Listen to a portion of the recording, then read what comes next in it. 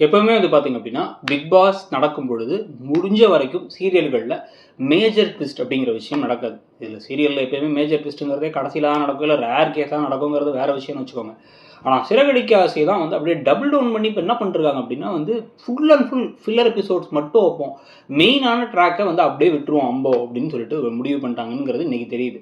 சீதா இப்படி கோவப்பட்டு அருண் கூட சண்டை போட்டு வந்துட்டாங்க. எல்லாத்துக்கும் நீங்க தான் காரணம் அப்படின்னா, ஏன் நான் நல்லதுக்கு ஒரு விஷயம் பண்ணா அது ஏன் இப்படி ஆயிடுச்சு? அப்படின்னு வந்து முத்து ஒரு பக்கம் யோசிக்கிறது, பேசுறது இதெல்லாம் ஒரு பக்கம் ஓகே அப்படின்னு தோணுனாலும் கூட, இன்னொரு பக்கம் வந்து பார்த்தீங்க அப்படின்னா வந்து, இத வச்ச உடனே முத்துவுக்கும் மீனாவுக்கும் குட்டியா சண்டை வருது. என்ன அப்படின்னா வந்து, நான் குடிச்சிட்டு வரதே எதுக்கு? சண்டை வந்தா குடிச்சிட்டு வரேன். குடிக்கிற பழக்கம் இல்லாதவங்க இந்த மாரி வந்து சின்ன வீட்டுக்கு வச்சுப்பாங்க. அப்படி இப்படிலாம் இவர் பேசினோனே அதுக்கு உங்க கோவப்பட, நீ கிளம்பி உங்க வீட்டுக்கே போங்கன்னு சொல்ல, அப்ப அண்ணாமலை வந்ததுக்கப்புறமா வந்து மெதுவா பேசுறா அப்படின்னு சொல்லிட்டு போயிடுறாரு.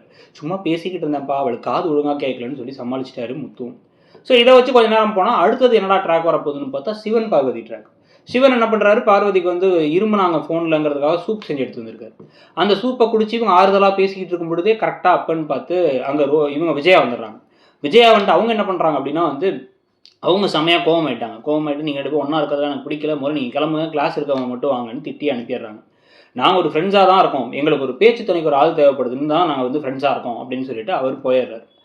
கரெக்டாக அவங்க வெளில போனது உடனே என்ன ஆகுதுன்னு பார்த்தீங்கன்னா, இந்த ஸ்ருதியுடைய அம்மா அப்பா வேறு வந்துடுறாங்க. அவங்க வந்து விஜயா கிட்ட இப்போ என்ன சொல்கிறாங்கன்னா, எங்கள் சொத்தெல்லாம் உங்கள் பையனுக்கு தான் வரப்போகுது, ஆனால் அவன் முதல்ல அந்த ஹோட்டல் வந்து வர சொல்லுங்கள், அங்கே சும்மா வேலை தானே செஞ்சுட்டு இருக்கான், இங்கே வந்து கம்பெனியில் ஓனராக உட்கார சொல்லுங்கள், நீத்து கூட அவன் பண்ணுறது பேசுறது சரியில்லைன்ட்டு போகிறாங்க. இதுக்கு இடையில தான் வந்து பார்த்தீங்க அப்படின்னா, ஸ்ருதி ரவி கிட்டக்க கோவப்பட்டு, நீ என் கூட தூங்கவே தேவையில்லன்னு தலைமையெல்லாம் தூக்கி போட்டு, நீ என்னை பாதியிலே விட்டு போயிட்ட, வந்தவங்களாம் நான் அவமானப்படுத்தினாங்க, நீத்துக்காக தானே பின்னாடியே போனேன், போயிடு அப்படியே போயிடு அப்படிங்கிற மாதிரி கோவப்படுறது இன்னொரு பக்கம் நடக்குது. இவர் சொல்ல வர காரணத்தை எக்ஸ்ப்ளனேஷனாக அவங்க கேட்கறதுக்கும் விரும்பலை. இது எல்லாத்துக்கும் இடையில இப்போ அடுத்து என்னன்னா வந்து, நம்ம கடைக்கு வந்து தீபாவளி ஆஃபர் என்ன கொடுக்கலாம் அப்படின்னு வந்து மனோஜ் வந்து திங்க் பண்ணிட்டு இருக்காரு.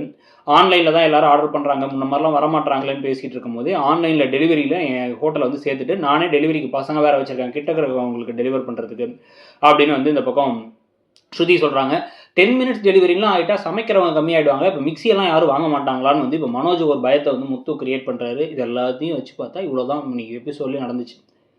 So full and full filler வைக்க ஆசையாக சிறகடிக்க ஆசை மாறினதை பற்றி உங்களுடைய கருத்து என்ன, இன்றைக்கி எபிசோடை பற்றி உங்கள் கருத்து என்னங்கிறத சொல்லுங்கள். தேங்க்யூ.